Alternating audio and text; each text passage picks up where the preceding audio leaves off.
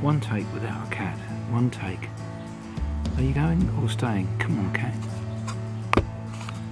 I don't know. Right. No. I'll try again. Shall I try again? I'll try again. There's two cats lurking. What can you do? And the sun's come out just when I thought it would be a little bit cloudy and perfect light. Anyway, just over a year ago, June 2021, Tudor improved or enhanced their range of Black Bay 58s by adding two new versions. They brought out the silver version with what I call the cappuccino, but that was generally known as the taupe, and the gold version. The gold version I don't think has sold many because it's just bonkers money. And the silver version has, I think it's caused a little bit of consternation or people are not being sure about it. And so this video is really my 1 year update because I did buy one. I did buy see if you can see that there. I did buy the 58 silver or taupe cappuccino, as I call it, and I love it. I absolutely love it. I wear it every day. I've actually got rid of my other two Black Bay 58s, the black and the blue version, because this is the one. Now, so what I'm going to do very quickly is just to update you on 12 months of interesting ownership, very enjoyable ownership, but with a couple of downsides to it. So let's talk about a couple of things that people really talk about and seem to think it's a big issue, which I don't. So this, just to tell you, this strap is a Hirsch strap. I wear it. I change the straps a bit. At the moment it's on this Hirsch strap, which is really nice. €50 I think. Looks like crocodile, but actually it's just leather. Really good, comfortable. Downside to this strap is that it's a bit thick here, and so it doesn't bend quite as you want it around your wrist. It came on this strap, the standard silver furniture, silver buckle and what have you, fabric strap.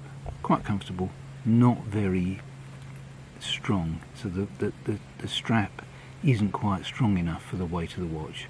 I'm not saying it falls off, because it doesn't, but it's although it's comfortable, it doesn't quite sit on my wrist the way I would expect it to.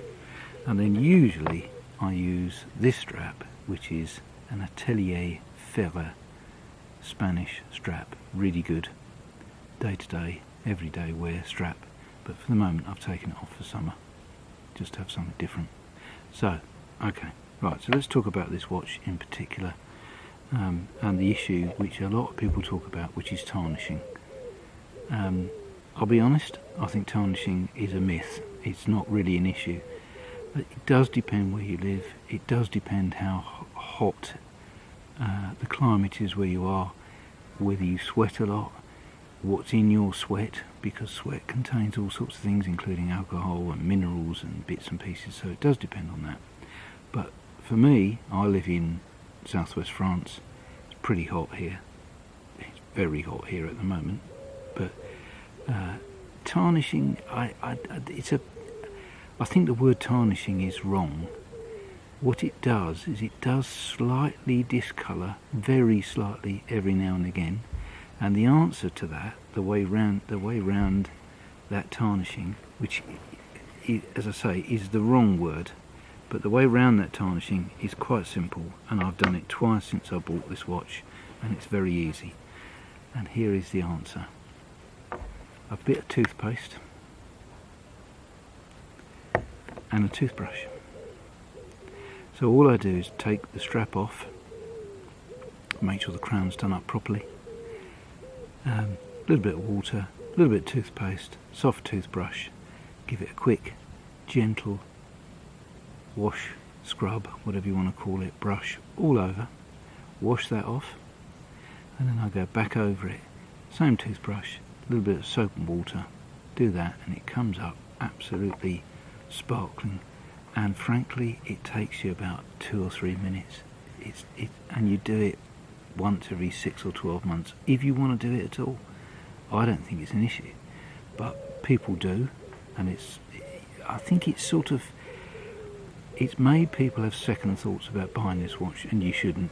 You really shouldn't. I think for most people, tarnishing either doesn't happen, or for me, when the watch gets a little bit, the watch can get a little bit discoloured. It's the wrong word. Even that is too strong. It just goes a little bit darker. You might get a little staining along here, but even that, I don't think it's the right word. Anyway, that's how to deal with that. It's pretty straightforward.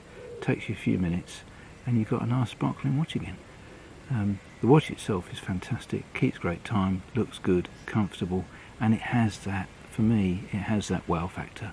It has something about this watch that the other Black Bay 58s don't have. This is a class apart, if you want to call it that. Okay, let's talk about the gorilla in the room. I had an issue with this watch, and it had to go back to the factory. The factory sorted it quickly, it was done efficiently, and they surprised me with what came back with the watch, and I'll show you exactly what that is, or was now.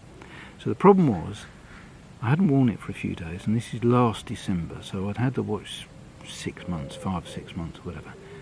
I hadn't worn it for a few days. It needed winding up. I took it out of the box, or out of the bag it was in, or whatever it was. Started to wind it up, and I didn't feel anything. It's not like there was a problem, but all of a sudden the crown literally came away in my fingers with the stem, or call it the stem, the pin. The whole thing came away in my fingers, came disconnected totally. Obviously I put it back in, tried it again several times. It was broken, it wasn't going to reconnect. Obviously I did it up, contacted my AD here in France, who are always fantastic. They asked me to send it back to them, which I did immediately. They got it, they had a look, they sent it to the factory, and I think 2 weeks or so later I got a package. Now this begs the next question, which I want to talk about. We all know that Tudor was started by Rolex, and as far as I'm aware, Tudor is still part of the Rolex family. There are only 2 brands that Rolex have, Rolex and Tudor. But you do hear things on the internet that, oh no, they're not the same anymore, it's a different company, they're completely separate, there is no overlap, they don't share any product, they don't share any technical designs or whatever, which I'm not buying. I didn't buy it anyway, and I certainly didn't buy it when I got this back from the factory. Why? Because of this. This is how the watch came back from the factory.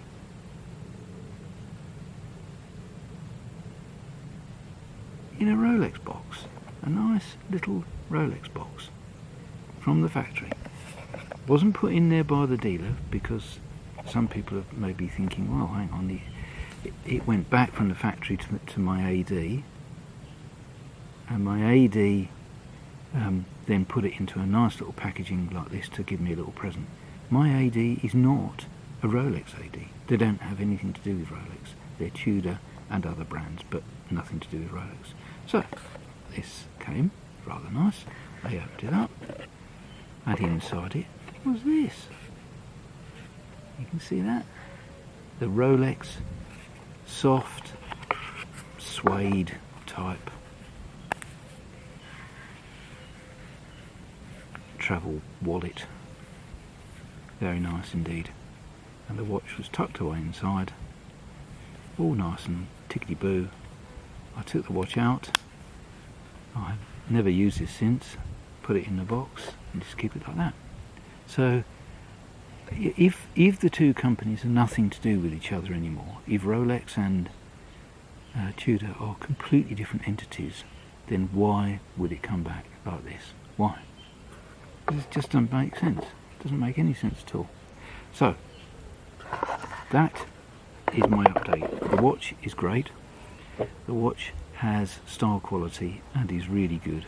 I think it's an absolute keeper and a really nice watch. It's not cheap, and frankly, when you look at the price of silver, they're almost giving it away, $22 an ounce or something. So, can you really justify the price of this? It's marginal, I think. Well, this was 4,100 euros. Prices have probably gone down a bit.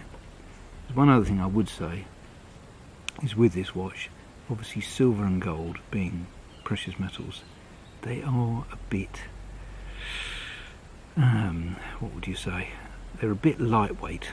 They're a bit easy to scratch. They're a bit delicate. You have to be careful with them. So you need to be very careful when wearing this watch, which I am anyway. I don't have an issue with looking after watches. I've never really had any problems with it. It does, you've got to be careful, it will mark, but not in a terrible way. I haven't had any real marks on this one, and I love it to bits, and it's a keeper. So that's my 1 year review. It gets a thumbs up, it gets worn every day, and I absolutely love it. Anyway, thanks for watching. It's summer here in France, it is gorgeous, and I'm going to go back to putting this on and enjoying my watch. Hope you're well, keep good.